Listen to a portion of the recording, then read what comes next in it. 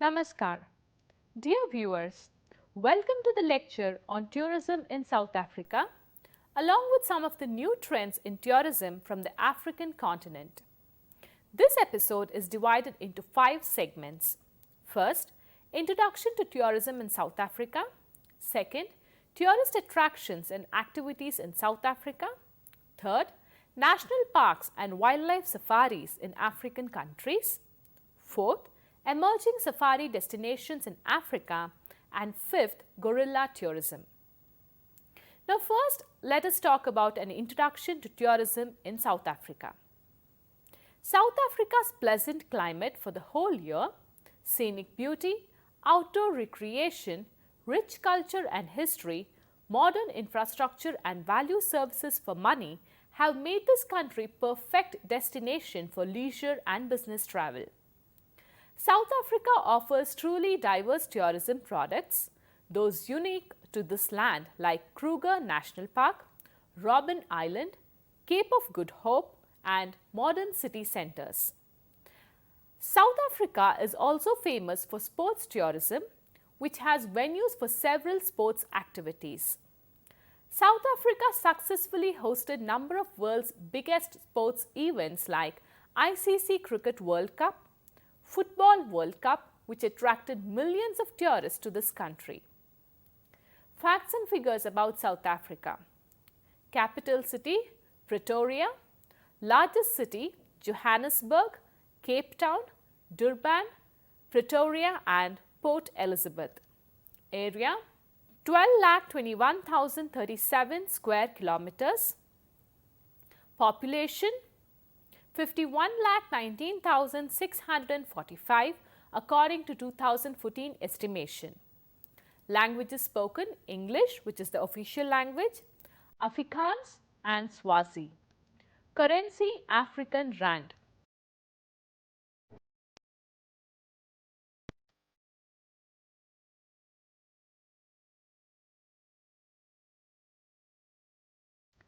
Coming to the tourist attractions and activities in South Africa. Kruger National Park. Kruger National Park is one of the largest game reserves in Africa. It covers an area of 19,485 square kilometers, that is 7,523 square miles in the provinces of Limpopo and Mpumalanga in northeastern South Africa and extends 360 kilometers, that is 220 miles from north to south and 65 kilometers, that is 40 miles from east to west. The park boasts more species of mammals than any other African game reserve, which includes the Big Five, cheetahs, giraffes and more. Unlike most other safari parks, Kruger is a self-drive destination with an excellent infrastructure. The Kruger National Park enjoys a great year-round sunny climate and offers all kinds of activities from guided game drives and bushwalks with an armed ranger to 3-night walking trails in deep wilderness areas. The Kruger National Park gets over 1.4 million visitors a year. Next is the Blyde River Canyon.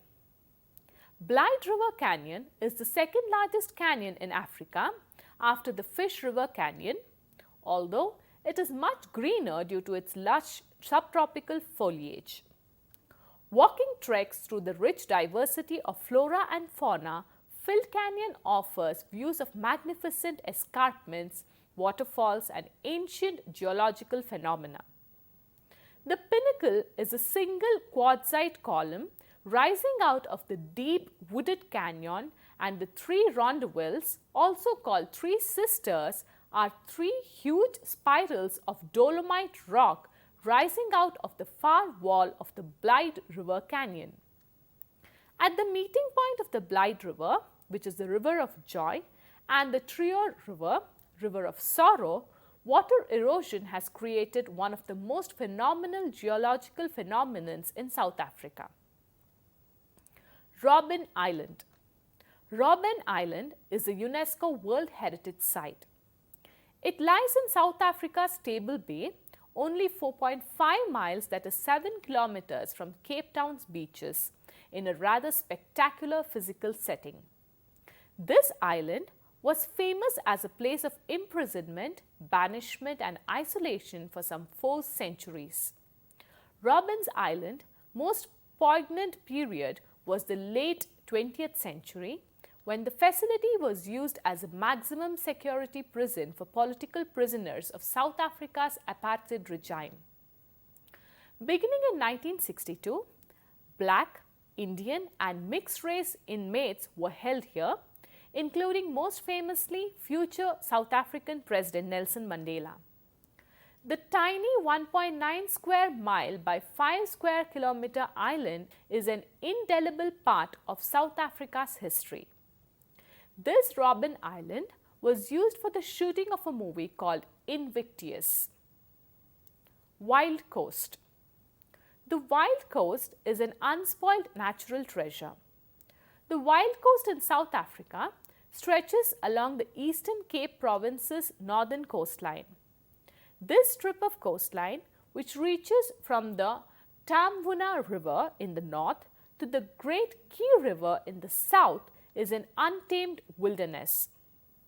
It offers incredible views of the dramatic coastline, jagged cliffs, sheltered bays, wild beaches and rolling hills and valleys.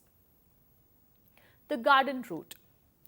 The Garden Route is a mix of modern golf courses, ancient forest, secluded artist communities, retirement estates, modern malls, craft centers, mountain hideaways and beach holidays. The main arterial highway through the Garden Route in South Africa, a highlight on most visitors' itineraries, is the N2 stretch running from Heidelberg in the Southern Cape to Storms River village on the Eastern Cape border. Soweto. Trend-setting Soweto is famous for local eateries, music venues and pumping nightclubs. Soweto has everything which a new generation wants. Passion for football is also very infectious. Tourists can enjoy the local football matches in Soweto. There are also many struggle sites in Soweto like the Hector Peterson Memorial, Orlando High School, whose students were among the catalysts in June 16, 1976 Soweto uprisings. In Soweto's oldest suburb, Orlando, on Vilakazi Street, is the Mandela House, now a museum, and nearby the former residence of Archbishop Desmond Tutu, making it the only street in the world where 2 Nobel Peace Prize winners once lived. Table Mountain. Table Mountain is the South Africa's most famous landmark. The park is globally recognized for its biodiversity and contains truly unique fauna and flora. The park encompasses the Table Mountain chain, stretching from Signal Hill in the north to Cape Point in the south and the seas and coastline of the peninsula. The Table Mountain aerial cableway was the solution to arduous walk and climb to the top. Since its opening in 1929, more than 22 million people have taken the trip to the top of Table Mountain. At the upper cable station, you will find a restaurant and a curio shop as well as a network of footpaths to explore the tabletop. The Winelands. The Cape Winelands, origin of some of the world's most popular wines, is a premium Western Cape visitor attraction. South Africa's winelands stretch from the Cape Overberg in the southwestern Cape through the Little Karoo and the west coast into the adjacent province of the Northern Cape. There are also wine farms in the Free State, KwaZulu-Natal and even Gauteng. The Cape Winelands are the most well-known and include the Route 62 wine route, said to be the world's longest wine route. Most Cape wine estates are characterized by classic Cape Dutch-style buildings and massive vineyards with picturesque mountains as a backdrop.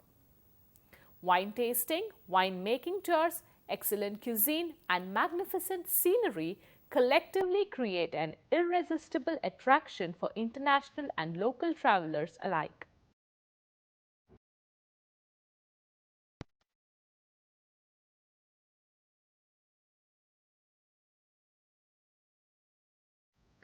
Now coming to the national parks and wildlife safaris.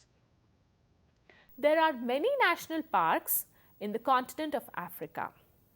The nature of the parks differs considerably, not only between countries but also within some countries. The degree of protection, type of environment, and accessibility for which it is intended to deliver protection. Some parks have been cleared of the original human population, others have always been essentially uninhabited, while yet others contain significant population centers. National parks can be found in a large majority of African countries, being most numerous in Gabon, Kenya and Tanzania. Some nations also have considerable areas designated as private parks, game reserves, forest reserves, marine reserves, national reserves and natural parks. Africa's best national parks and wildlife safaris are as follows. Masai Mara National Park, Kenya. The Masai Mara National Reserve is widely considered to be the greatest game park on earth. It is the most popular game park in Kenya, Africa's top safari destination. Masai Mara is the perfect safari destination, the real out of Africa scene of endless savanna plains teeming with wild animals. In their language, Mara means mottled, perhaps a reference to the play of light and shadow from the acacia trees and cloud-studded skies of the vast grasslands. One of the main highlights of visiting this legendary 1,800 km square wildlife reserve in East Africa is the Great Migration. Encountering the local Maasai tribes in their bright red robes is another highlight of visiting Masai Mara Reserve. Next is the Serengeti National Park in Tanzania. Serengeti National Park in northern Tanzania is a classical safari destination, home to some of the biggest population of mammals in the world. The annual wildebeest migration is also one of the major attractions in the pristine Serengeti Park, covering 15,000 km square of endless plains dotted with lone trees. Every year from December to July, vast numbers of hoofed animals migrate across the Serengeti ecosystem, moving between Masai Mara and the larger Serengeti Park, which share unfenced borders. Activities in Serengeti National Park are hot air balloon safaris, walking safari, etc. Large wildlife populations inhabit Serengeti, with the animals themselves being robust. The big five of Africa are found in plenty here, with an abundance of lions to be seen. Serengeti is actually considered to host Africa's largest population of lions. To follow the wildebeest migration, the best time to go is between December to July, and to see the predators, the best time is from June to October. Chobe National Park, Botswana. Chobe National Park in northern Botswana is home to some of Africa's highest concentrations of game, with the region boasting the largest continuous elephant population in Africa. The 12,000 square kilometers Chobe Park covers a diversity of ecosystems ranging from arid plains and dry channels to fertile grasslands, dense woods and watery swamps. From its northeast entry gate, it is less than 100 kilometers to the Victoria Falls and Livingstone. Chobe Park is known for its excellent game viewing boat cruises along the Chobe River. In the southwestern area of Chobe lies the Savuti Marsh, hosting some of Africa's highest year-round concentrations of wildlife, especially predators and elephant bulls. Winter, that is from April to October, is the best time to go game viewing in Chobe Park, as herds of zebra, antelopes, buffalo, giraffe and wild beast gather at the water sources. The untamed Okavango Delta, also located in northern Botswana, is the top safari destination in Africa, although not a national park. This pristine delta offers a unique safari adventure and is often visited in combination with Chobe Park. Next is the Kruger National Park. Kruger National Park is South Africa's top safari destination and one of the world's finest game parks. Covering around 19,485 square kilometers of untamed bush, Kruger is home to an unrivaled diversity of wildlife.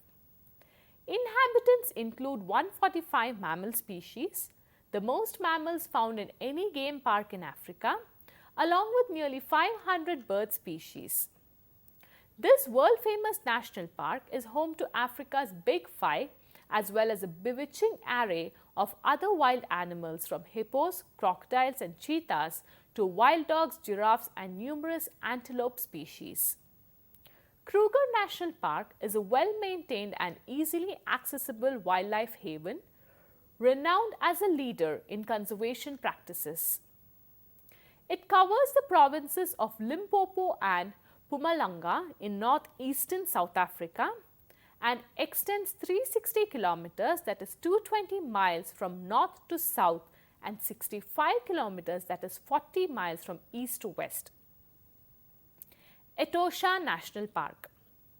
Etosha National Park is Namibia's top game park, regarded as one of the best national parks in Africa. This unique national park covers some 22,270 square kilometers of wilderness in northern Namibia and is centered on the stark white Etosha Pan with its dancing mirages and wide horizons. Etosha Park is home to some rare and unusual wild animals as well as the Big Five of Africa, boasting the tallest elephants on the continent. After good rains, this cracked clay land transforms into expanses of blue-green algae, thick woodlands and lush grasslands, attracting plenty of game and birds, including thousands of flamingos and water birds. Common wildlife sightings include rhinos, giraffes, elephants, lions, a variety of antelopes and even cheetahs and leopards. Winter is the ideal time to go game viewing as the vegetation is sparse and animals congregate at the watering holes. Kavango Zambezi Transfrontier Conservation Area. Kavango Zambezi Transfrontier Conservation Area, also known as KAZA, is situated in a region where the international borders of 5 countries converge. It includes a major part of the upper Zambezi Basin and the Okavango Basin and Delta. The zone includes the Caprivi Strip of Namibia, the southeastern corner of Angola, southwestern Zambia, the northern wildlands of Botswana and western Zimbabwe. The center of this area is at the confluence of the Chobe River and Zambezi River, where the borders of Botswana, Namibia, Zambia and Zimbabwe meet. It will incorporate notable sites such as Chobe National Park, Hwange National Park and the Okavango Delta in Botswana and the Victoria Falls. The initiative was created in cooperation with Peace Parks Foundation and the Worldwide Fund for Nature. It developed from the Okavango Upper Zambezi International Tourism Initiative (OUZIT) and the Four Corners Transboundary Natural Resource Management.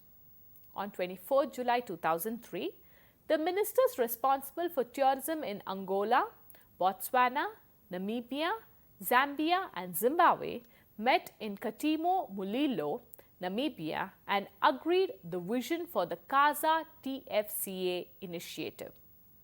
In July 2006, SADCs endorsed the KAZA TFCA as a SADC project and on 7th December 2006, the Ministers of Environment and Tourism of the 5 partner countries signed a Memorandum of Understanding at Victoria Falls, Zimbabwe, providing for work towards the establishment of the CASA TFCA. In November 2014, Zambia and Zimbabwe introduced a common CASA visa. Angola, Botswana and Namibia are expected to join the scheme in the future. The dominant wildlife protected in this area are African elephant, population estimated some 250,000, cheetah, listed by the IUCN as vulnerable, African wild-dog, wattled crane and Nile crocodile, all listed by the IUCN as endangered.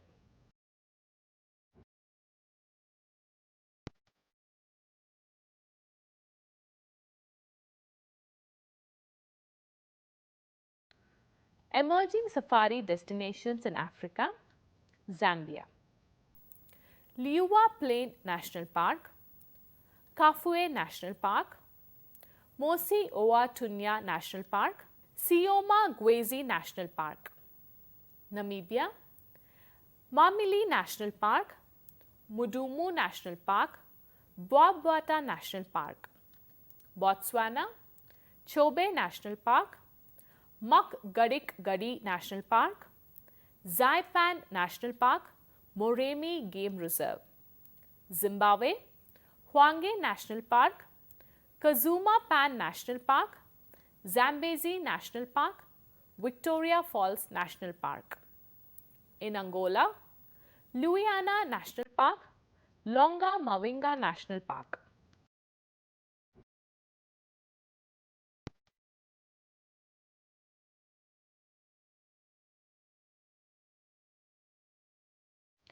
Now let's talk about gorilla tourism. Gorilla tourism is mainly famous in countries like Uganda, Rwanda and Kenya. The protection of mountain gorilla had seemed more and more difficult as people used to fight with them for protecting their crops, deforestation, encroachment of natural habitats of mountain gorilla. Due to all these factors, mountain gorilla were at the verge of extinction in Africa. Not until Dian Fossey, a primatologist who was on her research in Rwanda and saw this great threat that taking these great apes by the neck and fought for their survival. Even though she lost her life in the struggle, her work never went in waste. A number of wildlife conservation organizations rushed into the protection of the rare mountain gorillas. These were both regional and international. Some of these include Worldwide Fund for Nature, that is WWF, Wildlife Conservation Society, Gorilla Doctor and Uganda Wildlife Authority, UWA and many more. The organizations themselves never had enough money to fund all their programs and thus a new alternative had to be put in place, and that was nothing else but gorilla tourism in the wild. Because of all these events, gorilla tourism started gaining importance, but there were many drawbacks for gorilla tourism such as the safety of the tourist from gorilla. How the tourist can feel safe with the gorilla? So the only solution for this was gorilla habituation.